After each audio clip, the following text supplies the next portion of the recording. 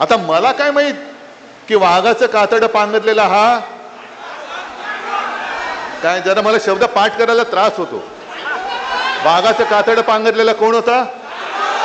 तर मी काय करू, मी केले दोघांच्या हातवर. त्यातला एक हात राहुलनी जो पकडला होता तो वरच्या वर चांगला, अजूनही अभिमानाने.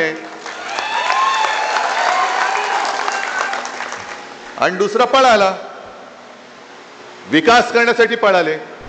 इथे खुर्च्यांशिवाय मला नाही वाटत कोणती गोष्ट भाड्याने आणली असेल. हे सगळे सगळे शिवसेना प्रमुखांनी मला दिलेले जीवाभावाचे माझे सोबती आहेत. इथे खुर्च्यांशिवाय मला नाही वाटत कोणती गोष्ट भाड्याने आणली असेल. पण या खुर्च्या सुद्धा, ज्या खुर्च्यांवर सगळे बसलेत ती सुद्धा आपली हक्काची माणसं आहेत. कोणाला कसा मात चढला असेल तो एका शब्दात कसा उतरवायचा आहे ते संजय राऊत यांनी दाखवलं. किती मारशील माजून माजून, एक शब्द पुरेसा आहे, तुझं सगळं कोलमडून पडतं. आज बऱ्याच दिवसानंतर परभणीत आलोय.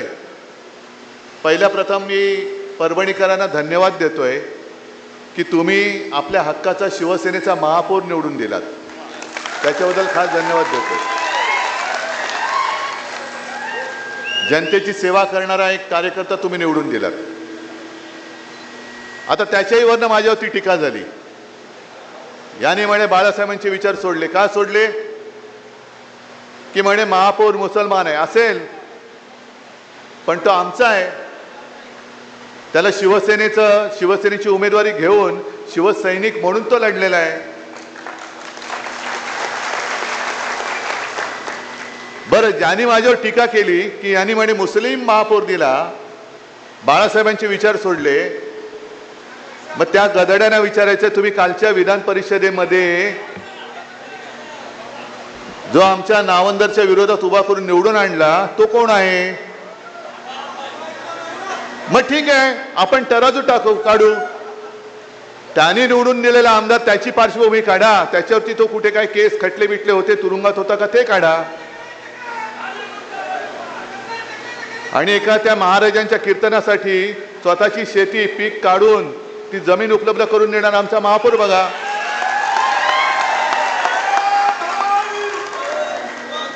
पण हे किती दिवस चालणार?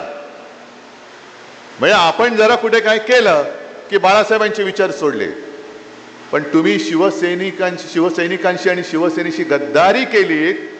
हा बाळासाहेबांच्या विचारांचा तुम्ही घात केलेला. मला तोही क्षण आठवतोय. मी विधानसभेला सुद्धा प्रचाराला आलो होतो आणि लोकसभेला सुद्धा आलो होतो. लोकसभेला तो स्टेडियम पूर्ण भरला होता. ते राहुल ती सभा एक आपल्याला परत घ्यायचे, त्याच स्टेडियम मध्ये घ्यायचे.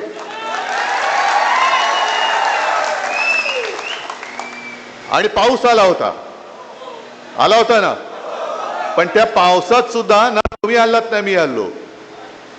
आणि मला काय अभिमान वाटत होता की दोन्ही जणांना, एका बाजूला राहुल होता, दुसऱ्या बाजूला कोण? जरा गोंधळलं मी, कारण काय नवीन नवीन तुम्ही नावं ठेवता. काय आताच तो होता. आता मला काय माहित की वाघाचं कातडं पांघरलेला हा काय, जरा मला शब्द पाठ करायला त्रास होतो. वाघाचं कातडं पांघरलेला कोण होता? तर मी काय करू, मी केले दोघांच्या हातवर. त्यातला एक हात राहुलनी जो पकडला होता तो वरच्या वर चांगला, अजूनही अभिमानाने. आणि दुसरा पळाला, विकास करण्यासाठी पळाले. मला पत्रकारांनी तेही विचारलं, विकास निधी. म्हटलं कोणाचा? मतदारसंघासाठी, मतदारांसाठी की स्वतःचा खासगी विकास निधी? कारण तो एक व्हिडिओ तो सुद्धा फिरतोय, विमानात बसलेत महाशय आणि बदाम वगैरे खात आहेत. शेतकरी बिचारा असाच उपाशी आहे. पण हे विकास करणारे लगेच प्रायव्हेट विमानामध्ये. कोणी दिला पैसा? प्रायव्हेट विमानातून चालले ते सगळे गाढवं. आपल्या इथला गाढव, बाजूचा आहे विदर्भातला एखादा, सगळे आणि एवढ्या बेशरमपणाने तो व्हिडिओ टाकले की त्याच्यामध्ये तो एक दलाल पण दिसतोय, ज्यांनी खरेदी विक्री करतात ना, दलाल जे नाक्यावरती उभे राहतात, तसं तो दलाल पण दिसतोय त्याच्यामध्ये. पण हे बेधडक म्हणजे कोणाची जनाची नाही, मनाची नाही, कोणाची पर्वा नाही, लाज लज्जा शरम सगळं गुंडाळून ठेवलंय आणि खाजगी विमानातून दिले. कुठून आणला हा पैसा? म्हणजे माझ्यावरती जे टीका करतात की आत्मपरीक्षण केलं पाहिजे उद्धव ठाकरेंनी, पक्ष का फुटतोय,